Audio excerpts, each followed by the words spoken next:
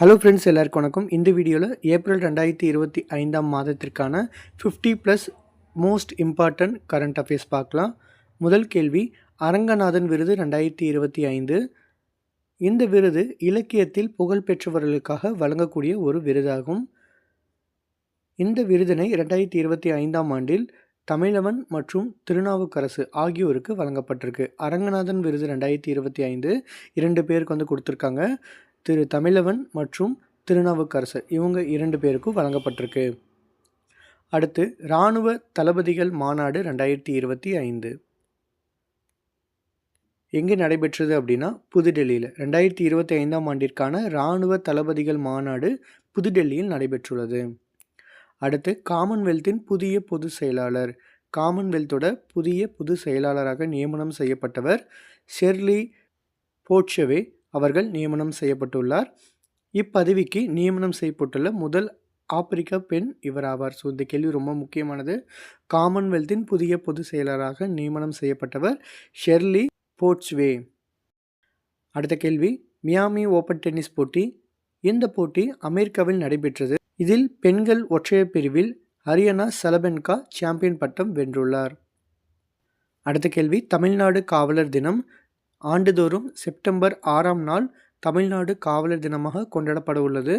எதுக்காக அப்படின்னா, செப்டம்பர் 6 1859 மெட்ராஸ் மாவட்ட காவல் சட்டம் நிறைவேற்றப்பட்டதன் நினைவாக இத்தினம் கொண்டாடப்பட உள்ளது.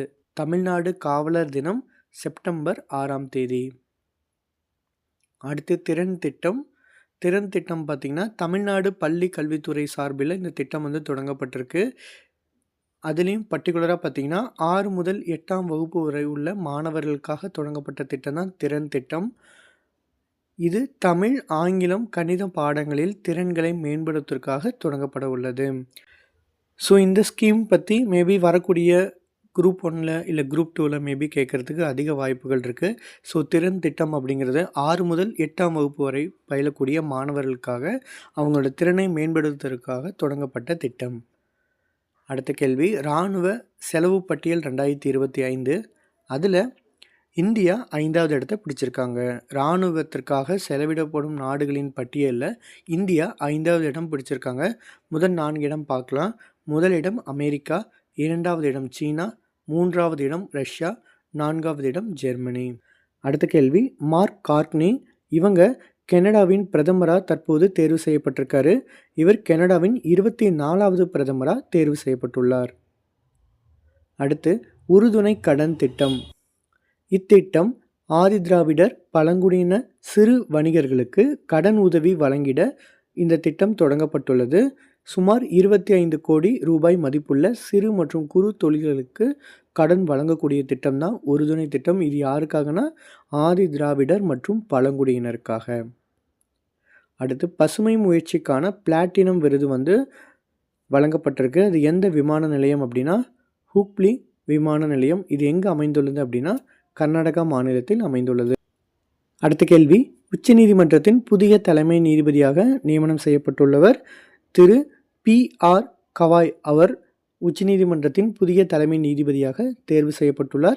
இவர் 52வது நீதிபதியாக பதவியேற்க உள்ளார். மேலும் பார்த்திங்கன்னா 51வது உச்சநீதிமன்ற தலைமை நீதிபதியாக இருந்தவர் நீதியரசர் சஞ்சீவ் கண்ணா அவர்கள். மேலும் நீதிபதி நியமனம் பற்றி சொல்லக்கூடிய கான்ஸ்டியூஷனோட ஆர்டிக்கல் எது அப்படின்னா 124 சப்டிவிஷனில் 2. ஸோ உச்சநீதிமன்றத்தின் புதிய தலைமை நீதிபதியாக பதவியேற்க உள்ளவர் நீதியரசர் PR கவாய் அவர்கள். அடுத்து, 2026ஆம் ஆண்டுக்குள் இலக்கு நிர்ணயம் பண்ணியிருக்காங்க.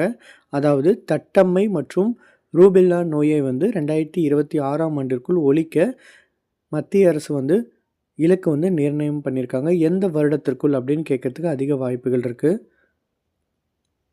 அடுத்து, பாதுகாப்பு மற்றும் விண்வெளி பூங்கா எங்கே அமைய உள்ளது அப்படின்னா டிட்கோவின் பாதுகாப்பு மற்றும் விண்வெளி பூங்கா கோயம்புத்தூரில் வரப்பட்டியில் அமைய உள்ளது. டிட்கோ அப்படின்னா தமிழ்நாடு இண்டஸ்ட்ரியல் டெவலப்மெண்ட் கார்ப்பரேஷன். இது தொடங்கப்பட்ட வருடம் மே 21, 1965. ஸோ பாதுகாப்பு மற்றும் விண்வெளி பூங்கா தமிழ்நாட்டில் எங்கே அமைய உள்ளது அப்படின்னா கோயம்புத்தூரில். அடுத்த கேள்வி கிளிஃபர் மிஷன் அப்படிங்கிறது இது வந்து பார்த்திங்கன்னா விண்வெளியில், அதாவது வியாழனின் துணைக்கோளான யூரோபாவில் வேறு கிரக உயிரினங்களை கண்டறிய கிளிஃபர் மிஷன் அப்படிங்கிற திட்டம் வந்து தொடங்கப்பட்டது. இந்த திட்டத்தின் கீழ் 2030 வியாழனை அடைய திட்டமிடப்பட்டுள்ளது. ஆகவே கிளிஃபர் மிஷன் அப்படிங்கிறது வியாழனோட துணைக்கோளை ஆய்வு செய்வதற்காக தொடங்கப்பட்டுள்ள திட்டம். அடுத்த கேள்வி the chief minister and the spy அப்படிங்கிற அந்த நூலை எழுதியவர் திரு ஏஎஸ் துலாத் அப்படிங்கிறவர் the chief minister of the spy அப்படிங்கிற அந்த நூலை எழுதியிருக்காரு. அடுத்து சர்வதேச சரக்கு போக்குவரத்து பூங்கா. சர்வதேச சரக்கு போக்குவரத்து பூங்கா அசாமின் பிரம்மபுத்திரா நதியில் அமைய உள்ளது. மேலும் இந்தியாவின் முதல் சர்வதேச சரக்கு போக்குவரத்து பூங்கா இதுவாகும். இந்தியாவோட ஃபஸ்ட்டு சரக்கு போக்குவரத்து பூங்கா சர்வதேச அளவில் எங்கே அமைய உள்ளது? அசாமின் பிரம்மபுத்திரா நதிக்கரையில். அடுத்த கேள்வி உலகின் பில்லியர்ட்ஸ் பட்டம் இதை வென்றவர் யார் அப்படின்னா சௌரவ் கோதாரி அவர்கள் தான் வந்து உலக பில்லியர்ட்ஸ் பட்டத்தை பெற்றுள்ளார். அடுத்து பகவத்கீதை மற்றும் நாட்டிய சாஸ்திரம் இது வந்து யுனெஸ்கோவோட சர்வதேச நினைவு பட்டியலில் சேர்க்கப்பட்டிருக்கு. இந்த கேள்வி ரொம்ப முக்கியமானது. சமீபத்தில் யுனெஸ்கோ சர்வதேச நினைவு பட்டியலில் சேர்க்கப்பட்டது எது அப்படின்னா ஹிந்துக்களின் புனித நூலான பகவத்கீதை மற்றும் நாட்டிய சாஸ்திரம் இந்த இரண்டும் யுனெஸ்கோவோட சர்வதேச நினைவு பட்டியலில் சேர்க்கப்பட்டிருக்கு. அடுத்து பஞ்சவதி எக்ஸ்பிரஸ். ஸோ இந்த எக்ஸ்பிரஸ் பற்றி சமீபத்தில் ஏன் பேசப்படுது அப்படின்னா இந்தியாவோட ஃபஸ்ட்டு ஏடிஎம் பொருத்தப்பட்ட ரயில் இதுவாகும். ஸோ இந்த கேள்வி ரொம்ப முக்கியமானது. இந்தியாவோட ஃபஸ்ட்டு ஏடிஎம் பொருத்தப்பட்டுள்ள ரயில் எது அப்படின்னா பஞ்சவதி எக்ஸ்பிரஸ். ஸோ இந்த ரயிலில் பேங்க் ஆஃப் மகாராஷ்டிரா, ஸோ இந்த ரயிலில் இருக்கக்கூடிய ஏடிஎம் வந்து எந்த பேங்க்கோடது அப்படின்னா பேங்க் ஆஃப் மகாராஷ்டிரா அவங்களோட ஏடிஎம் தான் வந்து பஞ்சவதி எக்ஸ்பிரஸில் பொருத்தப்பட்டிருக்கு. அடுத்த கேள்வி ஏப்ரல் 2025 டெல்லியில் மிக முக்கியமான மாநாடுகள் நடைபெற்றிருக்கு. ஸோ அதை தொகுத்து எடுத்திருக்கேன். ஃபஸ்ட்டு பார்த்திங்கன்னா பாரம்பரிய இலக்கிய விழா டெல்லியில் நடைபெற்றுள்ளது. பாரம்பரிய இலக்கிய விழா டெல்லியில் நடைபெற்றுள்ளது. அகில இந்திய தடவியல் அறிவியல் மாநாடும் டெல்லியில் தான் நடைபெற்றிருக்கு. அகில இந்திய தடவியல் அறிவியல் மாநாடு டெல்லியில் நடைபெற்றிருக்கு. மேலும் உலகளாவிய தொழில் உச்சி மாநாடு டெல்லியில் நடைபெற்றிருக்கு. உலகளாவிய தொழில் உச்சி மாநாடும் டெல்லியில் நடைபெற்றிருக்கு. அடுத்து ஐஐஎஸ்ஆர் சூர்யா அப்படிங்கிறது இது என்ன அப்படின்னா இந்திய மசாலா ஆராய்ச்சி நிறுவனம் உருவாக்கிய புதிய மஞ்சளுக்கு ஐஐஎஸ்ஆர் சூர்யா என பெயர் சூட்டப்பட்டுள்ளது. அடுத்து இந்திய நீதி அறிக்கை. இதில் இந்தியாவில் நீதி வழங்குவதில் சிறந்த மாநிலமாக கர்நாடகா விளங்குகிறது. 2வது இடத்துல ஆந்திரா, 3வது இடத்துல தெலுங்கானா, 4வது இடம் பார்த்திங்கன்னா கேரளா, 5வது இடம் தமிழ்நாடு, கடைசியாக இருக்கிறது வந்து பார்த்திங்கன்னா மேற்கு வங்காளம். ஸோ தென்னிந்தியாவில் இருக்கக்கூடிய மிக முக்கியமான மாநிலங்கள் வந்து இதில் இருக்குது. ஸோ ஃபஸ்ட்டு கர்நாடகா, 2வது ஆந்திரா, 3வது தெலுங்கானா, 4வது கேரளா, 5வது தமிழ்நாடு, கடைசி மேற்கு வங்காளம். அடுத்து ஐடபிள்யூஎஃப்பின் தடகள ஆணையத்தின் தலைவர். ஐடபிள்யூஎஃப்பின் தடகள ஆணையத்தின் தலைவர் யார் அப்படின்னா மீராபாய் சானு. இவங்க இந்த ஆணையத்தின் தலைவராக நியமனம் செய்யப்பட்டுள்ளார். அடுத்து திருநங்கை விருது. 2025ஆம் ஆண்டிற்கான சிறந்த திருநங்கைக்கான விருது பொன்னி அப்படிங்கிறவங்களுக்கு வழங்கப்பட்டிருக்கு. அவங்க தூத்துக்குடி மாவட்டத்தை சேர்ந்தவங்க. மேலும் ரேவதி அப்படிங்கிறவங்களுக்கும் வழங்கப்பட்டிருக்கு. இவங்க நாமக்கல் மாவட்டத்தை சேர்ந்தவங்க. ஸோ 2025ஆம் ஆண்டிற்கான சிறந்த திருநங்கைக்கான விருது பொன்னி மற்றும் ரேவதி இவங்க 2 பேருக்கு வழங்கப்பட்டிருக்கு. மேலும் திருநங்கைக்கான தினம் எப்போது அனுசரிக்கப்படுகிறது அப்படின்னா ஏப்ரல் 15. அடுத்த கேள்வி தமிழ்நாடு மாநில உணவு ஆணையம். தமிழ்நாடு மாநில உணவு ஆணையத்தின் தலைவராக சுரேஷ் ராஜன் அவர்கள் நியமனம் செய்யப்பட்டுள்ளார். தமிழ்நாடு மாநில உணவு ஆணையம் அமைக்கப்பட்ட வருடம் 2018. இந்த ஆணையத்தின் புதிய தலைவராக சுரேஷ் ராஜன் அவர்கள் நியமனம் செய்யப்பட்டுள்ளார். அடுத்து கேலோ இந்திய இளைஞர் விளையாட்டுப் போட்டி. இந்த போட்டி 2025ஆம் ஆண்டில் எங்கே நடைபெற உள்ளது அப்படின்னா பீகார் மாநிலத்தில் நடைபெற உள்ளது. மேலும் இப்போட்டியின் சின்னமாக கஜசிம்ஹா அப்படிங்கிற அந்த சின்னம் தான் வந்து வெளியிடப்பட்டுள்ளது. மேலும் 2024 இந்த போட்டி எங்கே நடைபெற்றது அப்படின்னா தமிழ்நாட்டில். ஸோ வரக்கூடிய வருடத்தில் கேலோ இந்திய இளைஞர் விளையாட்டுப் போட்டி எங்கே நடைபெற உள்ளது? பீகார். அடுத்து சூரிய மின்சக்தி உற்பத்தி. இதில் இந்தியா உலக அளவில் 3வது இடத்தை பிடித்துள்ளது. முதல் இடத்துல பார்த்தீங்கன்னா சீனா, 2வது இடம் அமெரிக்கா. அதாவது சூரிய மின்சக்தி உற்பத்தியில் இந்தியா 3வது இடம் பிடித்துள்ளது. ஸோ அடுத்து வந்து பார்த்திங்கன்னா அம்பேத்கர் வனவிலங்கு சரணாலயம். இது மத்திய பிரதேசத்தில் தொடங்கப்பட உள்ளது. மேலும் இந்தியாவில் வனவிலங்கு சரணாலயம் அதிகம் உள்ள மாநிலம் மத்திய பிரதேசம். ஸோ அம்பேத்கர் வனவிலங்கு சரணாலயம் எங்கு அமையப்பட உள்ளது? மத்திய பிரதேசம். ஒலிம்பிக் போட்டி 2028. 2028ஆம் ஆண்டிற்கான ஒலிம்பிக் போட்டி அமெரிக்காவின் லாஸ் ஏஞ்சல்ஸில் நடைபெற உள்ளது. 2024ஆம் ஆண்டிற்கான போட்டி எங்கு நடைபெற்றது அப்படின்னா பிரான்ஸ் தலைநகர் பாரிஸில் நடைபெற்றது. அடுத்து நிமிர்ந்து நெல் அப்படிங்கிற திட்டம் வந்து தமிழக அரசு கொண்டு வந்திருக்காங்க.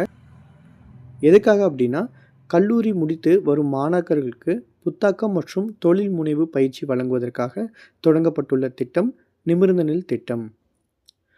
அடுத்து பாரதிய பாஷா விருது.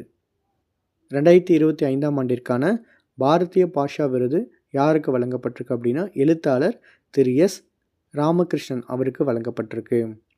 அடுத்து பழங்குடி அருங்காட்சியகம் மற்றும் ஆராய்ச்சி மையம். பழங்குடி அருங்காட்சியகம் மற்றும் ஆராய்ச்சி மையம் எங்கு தொடங்கப்பட உள்ளது அப்படின்னா நீலகிரி மாவட்டத்தில். அடுத்து ரிசர்வ் வங்கியின் தற்போதைய ஆளுநர் யார்? ரிசர்வ் வங்கியோட தற்போதைய ஆளுநர் திரு சஞ்சய் மல்ஹோத்ரா அவர் 27வது ரிசர்வ் பேங்கின் ஆளுநர் ஆவார். மேலும் 26வது ரிசர்வ் வங்கியின் ஆளுநராக இருந்தவர் சக்திகாந்த் தாஸ் அவர்கள். தற்போது ரேப்போ விகிதம் 6.25லிருந்து 6ஆக குறைக்கப்பட்டுள்ளது. அடுத்த கேள்வி, FIFA மகளிர் உலகக்கோப்பை போட்டி 2025. இந்த போட்டி எங்கு நடைபெற உள்ளது அப்படின்னா ஐக்கிய ராஜ்யத்தில் நடைபெற உள்ளது. அடுத்த கேள்வி, இது ரொம்ப முக்கியமான கேள்வி. பிம்ஸ்டெக் உச்சி மாநாடு 2025 இது எங்கு நடைபெற உள்ளது அப்படின்னா தாய்லாந்தின் பாங்காக்கில் நடைபெற உள்ளது. இது 6வது பிம்ஸ்டெக் உச்சி மாநாடாகும். மேலும் இதோட தலைமை பொறுப்பை வந்து வங்கதேசம் ஏற்றுள்ளது. உறுப்பு நாடுகள் மொத்தம் 7 நாடுகள் உள்ளன. அடுத்த கேள்வி, பிரிக்ஸ் வேளாண் அமைச்சர்கள் மாநாடு 2025. இந்த மாநாடு எங்கே நடைபெற்றது அப்படின்னா பிரேசில் நாட்டின் பிரிசீனியா அப்படிங்கிற அந்த நகரில் வந்து நடைபெற்றது. மேலும் இது 15வது பிரிக்ஸ் வேளாண் அமைச்சர்கள் மாநாடாகும். இந்த மாநாட்டில் இந்திய சார்பில் கலந்து கொண்டவர் மத்திய வேளாண் மற்றும் விவசாயிகள் நல அமைச்சர் திரு சிவராஜ் சிங் சவுகான் அவர்கள் பங்கேற்றார். அடுத்து பிரதமரின் விருது 2025. இந்த விருது யாருக்கு வழங்கப்பட்டிருக்கு அப்படின்னா இந்தியா முழுவதும் நிகழ்நேர சத்துணவு விநியோகத்தில் புரட்சிகரமாக அதனை அறிந்து கொள்வதற்காக போஷன் கண்காணிப்பு அப்படிங்கிற ஒரு செயலியை வந்து உருவாக்கியதற்காக பிரதமரோட விருது வந்து வழங்கப்பட்டிருக்கு. இந்த விருது வந்து யார் பெற்றுக்கொண்டாங்க அப்படின்னா மகளிர் மற்றும் குழந்தைகள் மேம்பாட்டு அமைச்சக செயலர் திரு அனில் மாலிக் அவர்கள் இந்த விருதை பெற்றிருக்காரு. ஸோ அதோட ஆப் பேர் என்ன அப்படின்னா போஷன் கண்காணிப்பு செயலி. அடுத்து ஒரு வரி வினாக்கள் வந்து பார்க்கலாம். தேசிய பழங்குடி இளைஞர்கள் விழா மிசோரமில் நடைபெற்றது. 2025ஆம் ஆண்டிற்கான தேசிய கடல்சார் வருணா விருது ராஜேஷ் உன்னி அவர்களுக்கு வழங்கப்பட்டுள்ளது. தேசிய கடல்சார் வருணா விருது ராஜேஷ் உன்னிக்கு வழங்கப்பட்டுள்ளது. தேசிய பஞ்சாயத்து முன்னேற்ற குறியீட்டு பட்டியலில் குஜராத் முதலிடத்தில் உள்ளது. முக்கிய தினங்கள் வந்து பார்க்கலாம். ஆயுஷ்மான் பாரத் தினம் ஏப்ரல் 30.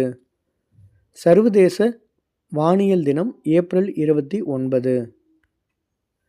இந்திய குடிமைப் பணிகள் தினம் ஏப்ரல் 21. இந்திய குடிமைப் பணி தினம் ஏப்ரல் 21. உலக பூமி தினம் ஏப்ரல் 22. தேசிய பஞ்சாயத்து தினம் ஏப்ரல் 24. இதுவும் டிஎன்பிசியில் ஏற்கனவே கேட்டிருக்காங்க. லாஸ்ட் ஏற்கனவே ஸோ இதில் 3வதும் இந்திய குடிமை பணிகள் தினமும் வந்து டிஎன்பிசியில் கேட்டிருக்காங்க. உலக மலேரியா தினம் ஏப்ரல் 25. அறிவுசார் சொத்து குறியீட்டு தினம் ஏப்ரல் 26. அறிவுசார் சொத்து குறியீட்டு தினம் ஏப்ரல் 26. உலக பாரம்பரிய தினம் ஏப்ரல் 18. உலக பாரம்பரிய தினம் ஏப்ரல் 18. சமத்துவ தினம் ஏப்ரல் 14. சமத்துவ தினம் ஏப்ரல் 14. உலகளாவிய சுகாதார தினம் ஏப்ரல் 7. தேசிய கடல்சார் தினம் ஏப்ரல் 5. தேசிய கடல்சார் தினம் ஏப்ரல் 5. ஓகே ஃப்ரெண்ட்ஸ், இந்த வீடியோ உங்களுக்கு பிடிச்சிருக்குன்னு நம்புகிறேன். இந்த வீடியோ பிடிச்சிருந்தா லைக் பண்ணுங்கள், உங்களோட கமெண்ட்டு கீழே பதிவு பண்ணுங்கள். தேங்க்யூ.